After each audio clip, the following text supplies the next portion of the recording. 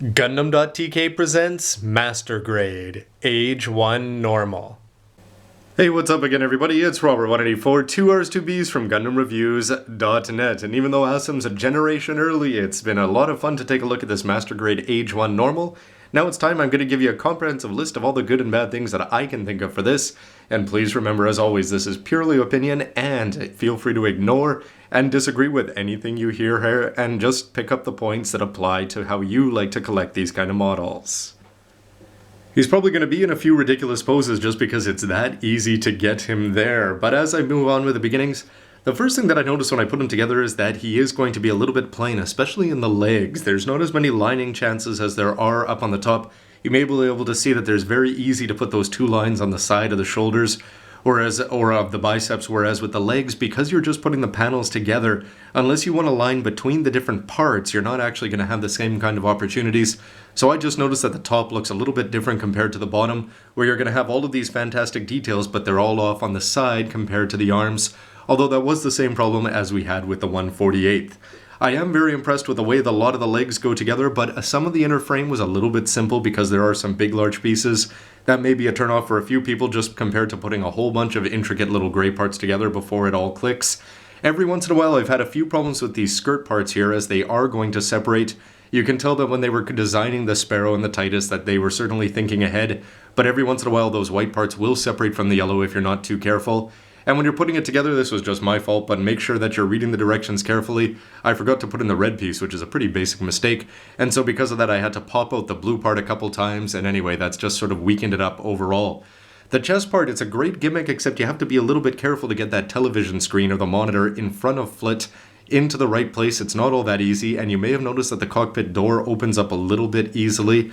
And when you get into the shoulders, every once in a while, even though they are incredibly posable, it does feel a little bit flimsy. I'm talking about the way that these white parts, the way the shoulders attach on, and the way those blue parts, if they're plugged in, they feel secure, but if they're out, they just do feel a little bit weak. So I wonder how the extra weight of the Titus's arms are going to deal with that. Down here, everything's pretty cool, and you can plug in the Dodge rifle. You'll notice that when I pulled it off, that gray part stayed inside, so that's going to be a little bit of an issue. And other than that, you just have a few things that are a little bit unusual. I'm talking about the way that you've got these really deep recesses there, where the wrists go in, but that's going to be more than made up for by the fact that it's got the round parts. And you do have a very unusual shaped neck with its a circular shape, but again, it's hardly, almost completely hidden, and there's a lot more positives. If you can get past the fact that it's a pretty plain looking guy, RX-78 2-ish, without the retroness of the Master Grade version 2.0, this guy's not going to stand out on your shelf if you just have him standing there in a boring pose, unless you go for something dynamic like this, and I'm sure you can find a better way to do it. But my two biggest complaints here are going to be very subjective, and of course you may feel free to disagree with this at all, but when I put together a Master Grade, I don't expect that you're going to be getting seals, and I complained about that a lot in the unbox. It is a very, very easy fix. You can either just go over it with a can of spray paint or just some black Gundam marker, although I think I'd rather go with the seals than have this, just it would seem a little bit blotchy. But once in a while, when you build the non-grade 1/148th, and it is non-grade, the mega size model, when you have those big black parts, it wouldn't have cost a lot of extra money for Bandai to put this in, and that's because they have the ability to put up 4 different colors into one plate. With this one, we've just got all one color plates, and it would have been very easy for them to take. They could have taken the beams and they could have put a whole bunch of stuff in, little tiny extras. Basically, when you're designing this Gundam and you're going to put black knees into the initial, and of course the plastic model department is talking to the mecha designers when they're doing this kind of thing, the high grade seals you understand. This one, of course, they're big enough so you might as well just put them in. The Master Grade, they did put in the ability to swap out the parts, and I mean they are separate parts so you can paint them up easily. It just should have been molded in black if you want to call it a Master Grade. The fact that they gave you these, and they are very interesting stickers though, is certainly an easy fix, and of course you can just go paint it yourself. Now somebody brought up the fact that heavy arms, I was really impressed with the way they did that with the shoulders, and that's because that was a little bit unexpected, and 10 years ago you couldn't imagine that happening. 10 years ago this could have happened, and yes, Master Grade Freedom has stickers on it and things like that, but you don't expect that 10 years later. Could have been fixed. Anyway, it is easy to fix enough, and I'm glad that they gave us the seals to do that. Same ridiculous pose, I wonder how long he's going to stay here, but I really would have liked to have a light option as well with that, and I think they did it best with Master Grade Exia where they offered 2 at the beginning. The best part is now is that these lights though, they're on sale retail, so you don't even have to go the Exia route. There is no repair version of this, so all you have to do is just have the option put a hole in the cockpit area so that you can have the light come through. If you want to put it into the head, that would be even better. The 148, the best part of putting it together was using that light tunnel. And if you're talking about size, the Exia can do it. You can put 2 lights in its chest.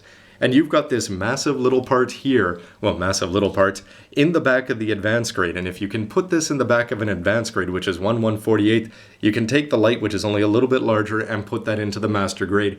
You don't have to include the lights because that would have jacked the price, but it would be nice because when you've already got a bunch of these for your 00 kits, or you see them in retail right beside it, it would have been nice to have this guy light up, because from right at the beginning when you see the Age-1, lights in its chest seems to be the best gimmick for the green, and it's just a shame that you're going to get it in this one and not get it in something that's called Master Grade.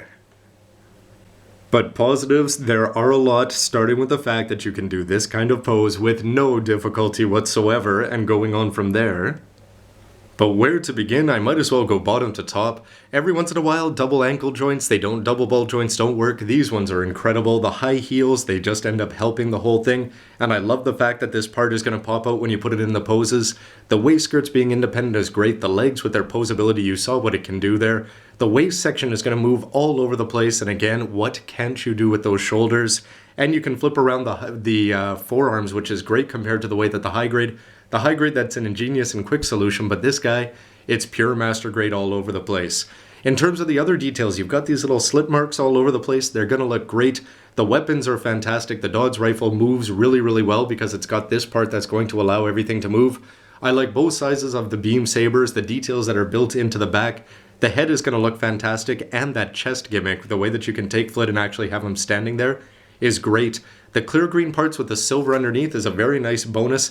Yes, it doesn't light up, but it's certainly the second best thing. And they are going to give you the option of the old school eye stickers if you just want to cover it up, or you can go for the clear green with the silver underneath, which in the right light really sparkles.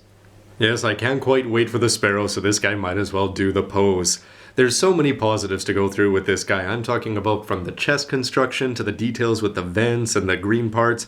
Basically, I could go on and on and on about the positives. The most important one being, though, is that when you crack open the box and you see all the plates inside, it's a lot of fun. Yes, it looks advanced grade-ish in terms of that, and there is that one noticeable color thing missing.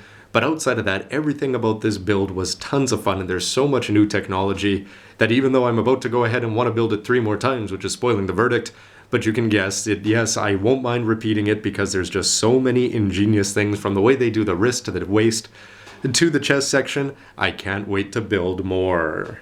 Final verdict, Titus style. It's a great build, incredible posability, even though it just seemed a little bit dull when I was just having him stand there at the beginning. And does it capture the power of the anime? Well, I'd say it does that and more, because it's just going to bring all those details into life.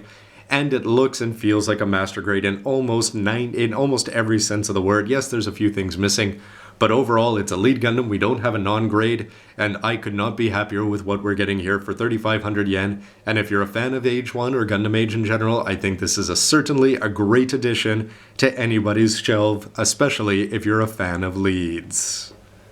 So future speculation, we've already got the advanced, high, and master grade and the mega size model there. The gap in the lineup certainly has to be the 1/60th non-grade.